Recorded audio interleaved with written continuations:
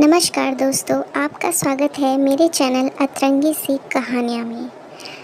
आज हम कहानी सुनने जा रहे हैं जो मुंशी प्रेमचंद्र जी द्वारा रचित है, जिसका शीर्षक है ठाकुर का कुआं। तो चलिए आगे बढ़ते हैं कहानी की ओर। जोगू ने लोटा मुंह से लगाया तो पानी में सख्त बदबू आई। वो गंगी से बोला, ये कैसा पानी है? मारे बास के तो पिया ही नहीं जाता है। गला सूखा जा रहा है और तू सड़ा पानी पिलाई देती है। गंगी जो प्रतिदिन शाम पानी भर लिया करती थी, कुआं दूर था, बार बार जाना मुश्किल था। कल वह पानी लाई तो उसमें बिल्कुल बदबू नहीं थी, परंतु आज पानी में बदबू कैसी? लोटा नाक से लगाया तो सचमुच बदबू थी। जरूर कोई जानवर कुएं में गिरकर मर गया होगा।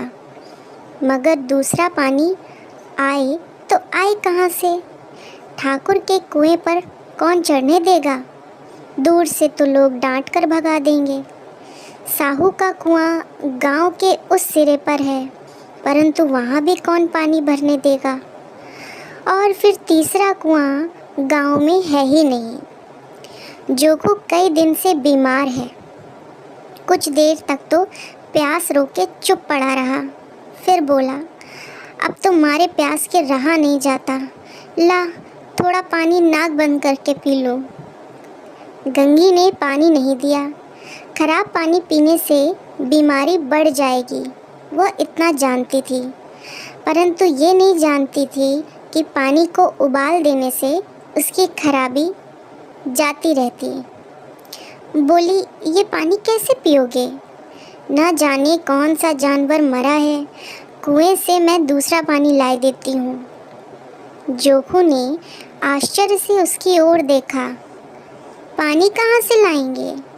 ठाकुर और साहू के दो ही तो कुएं हैं, क्या एक लोटा पानी भी नहीं भरने देंगे? हाथ पांव तुड़वा आएगी और कुछ नहीं होगा। बैठ चुपके से। ब्रह्म देवता आशीर्वाद देंगे, ठाकुर लाठी मारेंगे और साहू जी 1 के 5 लेंगे। गरीबों का दर्द समझता कौन है? हम तो मर भी जाते हैं तो कोई द्वार तक झांकने नहीं आता। कंधा देना तो बहुत बड़ी बात है। ऐसे लोग कुएं से पानी भरने देंगे? इन शब्दों में कड़वा सत्य था। गंगी क्या जवाब देती, किंतु उसने वो बदबूदार पानी पीने को नहीं दिया। रात के 9 बजे थे। थके मांदे मजदूर तो सो चुके थे। ठाकुर के दरवाजे पर 10-5 बेफिक्रे जमा थे। मैदानी बहादुरी का तो अब जमाना नहीं रहा और ना ही मौका। कानूनी बहादुरी की बातें हो रही थीं। कितनी होशियारी से ठाकुर ने थानेदार को एक खास मुकदमे में रिश्वत दी और साफ निकल गए। इसी समय गंगी कुएं से पानी लेने पहुंची। कुप्पी की धुंधली रोशनी कुएं पर आ रही थी। गंगी जगत की आड़ में बैठी मौके का इंतज़ार करने लगी। इस कुएं का पानी सारा गांव पीता है, किसी के लिए रोका नहीं है, सिर्फ ये बदनसीब नहीं भर सकते। गंगी का विद्रोही दिल रिवाजी पाबंदियों और मजबूरियों पर चोटें करने लगा। हम क्यों नीच हैं और ये लोग क्यों ऊंच हैं? इसीलिए कि ये लोग गले में तागा डाल लेते हैं। यहाँ तो जितने हैं एक से एक छठे हैं। चोरी ये करें, जाल फरेब ये करें, मुकदमे ये करें। अभी इस ठाकुर ने तो उस दिन बेचारे गडरिये की भेड़ चुरा ली थी और बाद में मार कर खा गया। इन्हीं पंडित के घर में तो 12 मास जुआ होता है। यही साहू जी तो घी में तेल मिलाकर बेचते हैं। काम करा लेते हैं, मजूरी देते नानी मर जाती है। किस किस बात में हमसे ऊंचे हैं? हम गली गली चिल्लाते नहीं हैं कि हम ऊंचे हैं, हम ऊंचे हैं। कभी गांव में आ जाती हूँ तो रस भरी आँख से देखने लगते हैं, जैसे सबकी छाती पर सांप लौटने लगता है। परंतु घमंड ये है कि हम ऊंचे हैं। कुएं पर किसी के आने की आहट हुई। गंगी की छाती धक धक करने लगी। कहीं कोई देख ले तो गजब हो जाए, एक लात भी तो नीचे ना पड़े। उसने घड़ा और रस्सी उठा ली और झुककर चलती हुई एक पेड़ के अंधेरे साए में जा खड़ी हुई। कब इन लोगों को दया आती है किसी पर। बेचारे महंगू को इतना मारा कि महीनों लहू लुहान रहा, इसीलिए तो उसने बेगारी नहीं दी थी। इस पर ये लोग ऊंचे बनते हैं। कुएं पर स्त्रियां पानी भरने आई थीं। इनमें बात हो रही थी। खाना खाने चले और हुक्म हुआ कि ताज़ा पानी भर लाओ। घड़े के लिए पैसे नहीं हैं। हम लोगों को आराम से बैठे देखकर जैसे मर्दों को जलन होती है। हाँ, ये तो ना हुआ कि कलसिया उठाकर पानी भर लाते। बस हुक्म कर दिया कि ताज़ा पानी लाओ, जैसे हम लौंडिया ही तो हैं। लौंडिया नहीं तो और क्या हो तुम। रोटी कपड़ा नहीं पाती, 10-5 रुपए भी छीन झपट कर ले ही लेती हो। और लौंडिया कैसी होती हैं। मत लजाओ दीदी, छिन भर आराम करने को जी तरस कर रह जाता है। इतना काम किसी दूसरे के घर कर देती तो इससे कहीं आराम से रहती।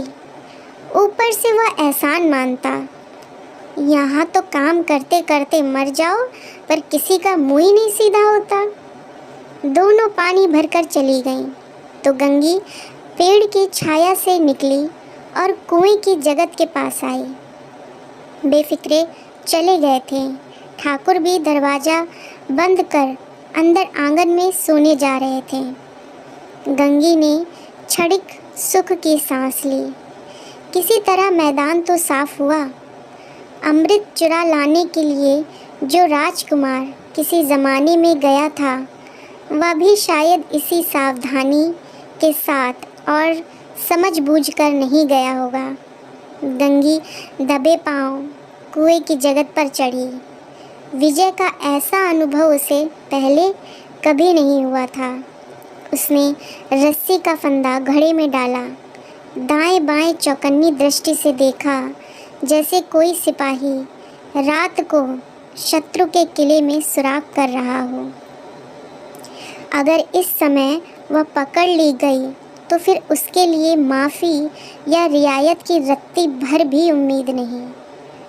अंत में देवताओं को याद करके उसने कलेजा मजबूत किया और घड़ा कुएं में डाल दिया। घड़े ने पानी में गोता लगाया, बहुत ही आहिस्ता, बिल्कुल भी आवाज़ नहीं हुई। गंगी ने 2-4 हाथ जल्दी जल्दी मारे। घड़ा कुएं के मुंह तक आ पहुंचा। कोई बड़ा शहजोर पहलवान भी इतनी तेज़ी से नहीं खींच सकता था। गंगी झुकी कि घड़े को पकड़कर जगत पर रखे कि एकाएक ठाकुर साहब का दरवाज़ा खुल गया। शेर का मुंह इससे अधिक भयानक ना होगा। गंगी के हाथ से रस्सी छूट गई।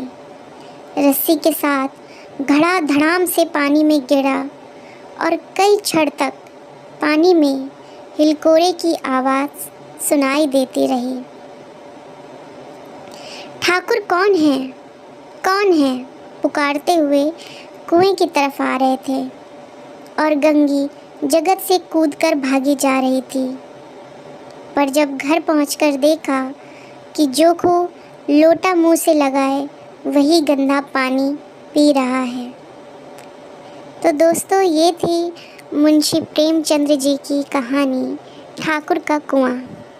आपको कैसी लगी ये कहानी अपने कमेंट में से हमें ज़रूर बताइएगा। और ये कहानी अच्छी लगी हो तो इसे प्लीज़ लाइक एंड शेयर कीजिएगा और हमारे चैनल को सब्सक्राइब ज़रूर कीजिएगा। धन्यवाद।